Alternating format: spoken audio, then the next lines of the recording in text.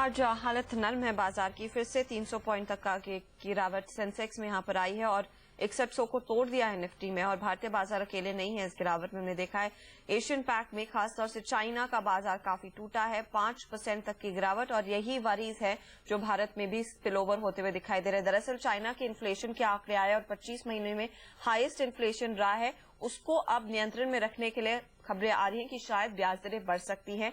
इसी वजह से चाइनीज मार्केट्स में करेक्शन देखने को मिला। दूसरी तरफ अगर आप यूरोप से देखें तो वहां पर भी स्थिति बेस्ट नहीं दिख रही है। आयरलैंड एक संकट में रह सकता है और उसको एक और बेल आउट पैकेज की जरूरत पड़ सकती है ग्रीस की तरह, ऐसी खबरें भी हैं। और इसी वजह से हमने देखा है ओवरऑल ग्लोबल मार्केट्स अब करेक्ट होते हुए डाउ और नैस्डैक फ्यूचर्स भी यही दिखा रहे हैं कि वहां पर भी काफी ज्यादा सेलिंग प्रेशर आएगा जब शुरुआत रहेगी। 1% की गिरावट पर वो वायदे बाजार में कारोबार देखने को मिला डाउ और नैस्डैक के। हमारे साथ है टेक्निकल्स पर बात करने के लिए बोनांजा पोर्टफोलियो के senior technical analyst Puneet Kindra. Puneet, 6100 को तोड़ दिया है, ये कुछ खास अच्छा साइन तो नहीं है इंडियन मार्केट्स के लिए। कितना स्लिप होगा और क्या यहाँ पर अब शॉर्ट किया जाए इस मार्केट को? ट्रेंड की बात करते हैं। निफ्टी ने अपना फ्रेश 52 वीक हाई 6338 दिवाली के दिन बनाया था।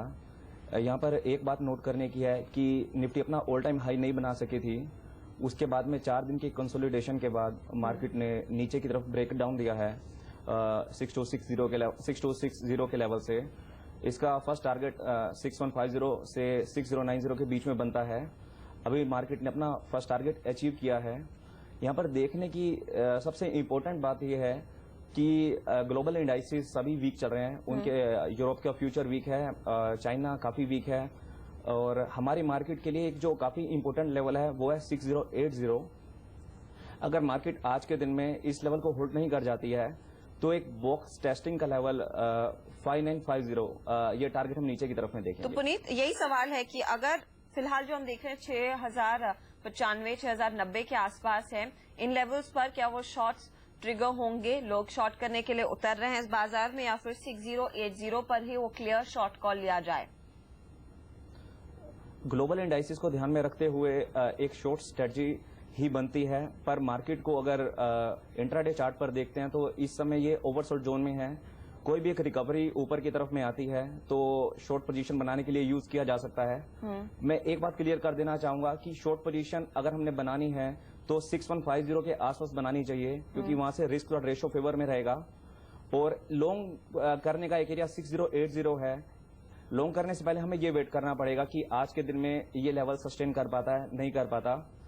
एक बात और नोट करने की ये भी है कि आज वीकली क्लोजिंग का लेवल है और लास्ट वीक में खासतौर पर डाउ जोन की बात करते हैं वो 11250 के ऊपर जो उसकी इंटरमीडिएट रेजिस्टेंस है उसको क्रॉस करने में कामयाब हुआ था। आज के दिन में अभी डाउ जोन फ्यूचर की बात करते हैं, ये दोबारा से 11150 के आसपास ट्रेड कर रहा है जी, जो एक वीक साइन है।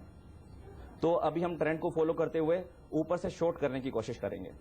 शुक्रिया पुनीत हमारे लिए समय निकालने के लिए और ये स्ट्रैटेजी समझाने के लिए। तो क्लियरली निफ्टी में वो वीक साइंस दिख रही हैं, इंटरनेशनल प्रेशर में वो बाजार है, ट्रेंड साफ दिखा रहा है। 4 दिन का लगातार कंसोलिडेशन हुआ और वहां से क्रैकडाउन हुआ है। जैसे पुनीत कह रहे थे 6150 उसको तोड़ा और अब अगला लेवल जो सामने आएगा वो 6080 का है। अगर उसको तोड़ता है तो यहाँ पर और स्लिपेजेस की साइंस है।